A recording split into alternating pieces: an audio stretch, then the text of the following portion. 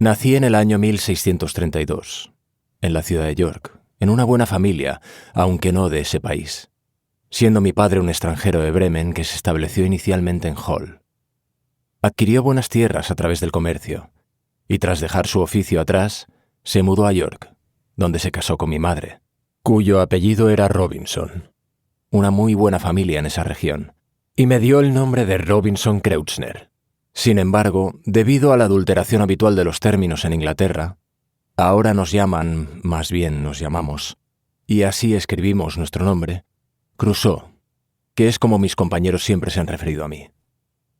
Tuve 2 hermanos mayores, uno de los cuales fue un teniente coronel de un regimiento inglés de infantería en Flandes, previamente comandado por el famoso coronel Lockhart, y que perdió la vida en la batalla de Dunkerque contra los españoles. ¿Qué sucedió con mi otro hermano? Nunca lo supe, del mismo modo que mi madre y mi padre nunca supieron qué fue de mí. Siendo el tercer hijo y al no haber aprendido oficio alguno, rápidamente empecé a considerar todo tipo de ideas extravagantes.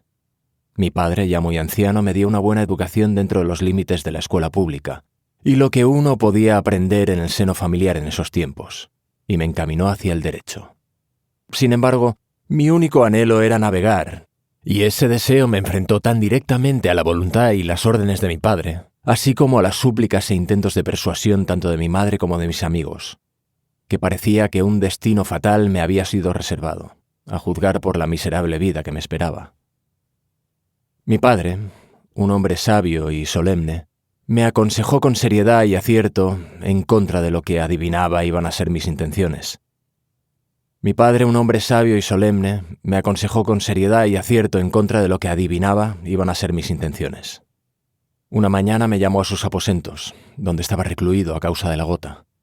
y amablemente se mostró contrario a mis deseos. Me preguntó acerca de las razones más allá de una simple inclinación al vagabundeo, que me llevaba a querer abandonar el seno familiar y mi país, teniendo ante mí la posibilidad de hacer contactos, aumentar mis ingresos con esfuerzo y aplicación y vivir una vida cómoda y agradable. Me dijo que la búsqueda de aventuras o de fama a través de proezas ajenas al camino correcto era más propia de personas desesperadas, o por el contrario de aspiraciones y fortunas muy superiores a las mías. Que dichas cuestiones estaban o bien muy por encima o muy por debajo de mi situación, que yo me encontraba en un término medio, o lo que se podría llamar una vida humilde pero acomodada, que él había descubierto a través de su larga experiencia como la mejor imaginable, la más adecuada para la felicidad humana, lejos de las miserias y adversidades, los grandes esfuerzos y el sufrimiento relacionado con el trabajo duro. Así como libre del orgullo, el lujo, la ambición y las envidias propias de la alta sociedad. Me dijo que podía juzgar por mí mismo la felicidad que esto reportaba, fijándome en una sola cosa, que ese era el tipo de vida que todos envidiaban, que incluso los reyes lamentaban haber nacido con la obligación de la grandeza y desearían haber sido colocados en una posición intermedia entre la mediocridad y la excelencia, y que el hombre sabio podía dar fe de que esta era la verdadera medida de la felicidad, cuando rezaba pidiendo estar exento de miserias o riquezas. Me pidió que me fijara, pues siempre lo iba a confirmar, en que las calamidades de la vida se compartían entre aquellos que se situaban en los extremos de la humanidad, mientras que los que se encontraban en el medio las sufrían mucho menos. No, estos no estaban sujetos a tanto sufrimiento y ansiedad, ya fuera de cuerpo o de espíritu, como lo estaban quienes por una forma de vida lujosa, viciosa y extravagante, por un lado, o por el trabajo duro, la necesidad o una falta de alimentación adecuada por el otro, vivían penurias constantes causadas por su miedo de vivir. Que ese estrato medio suponía la virtud y el placer en su término justo,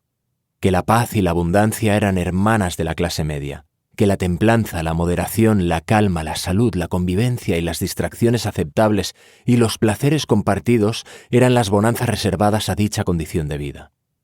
De este modo, decía, los hombres podían vivir con discreción y comodidad,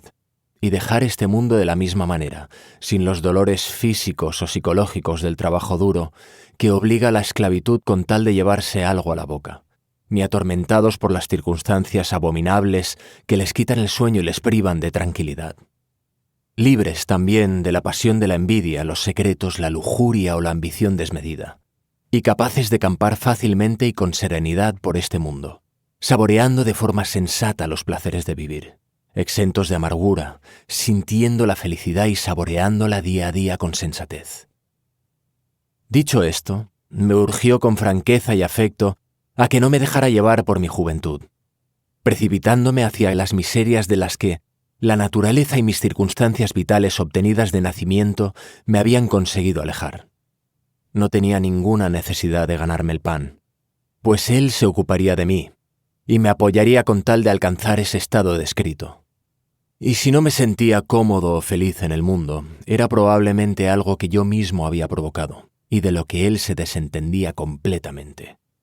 Al haberme advertido suficientemente, cumpliendo así con su deber, acerca de aquello que sabía me iba a causar dolor. En otras palabras, que del mismo modo que él siempre me cuidaría, en tanto que yo me quedara en casa como me ordenaba, él no tomaría parte de mi desgracia, alentando mi marcha. Para finalizar, me dijo que contaba con el ejemplo de mi hermano mayor, a quien había intentado persuadir con la misma franqueza de participar en las guerras de los Países Bajos,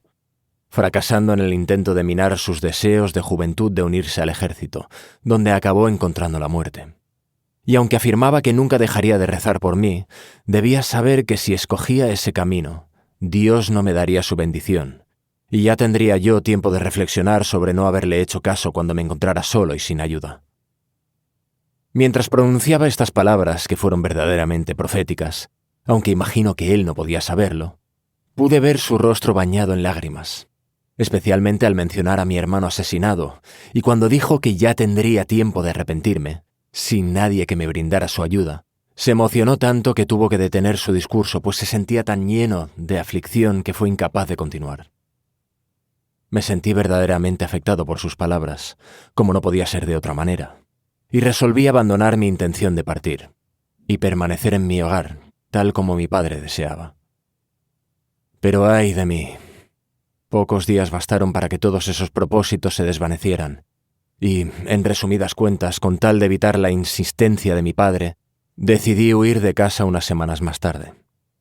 Sin embargo, no actué tan rápido como mi decisión parecía apuntar, sino que hablé con mi madre, un día que parecía de mejor humor de lo habitual, y le dije que mi intención de partir era tan firme que nunca podría emprender ninguna otra actividad con la determinación suficiente como para llevarla a cabo.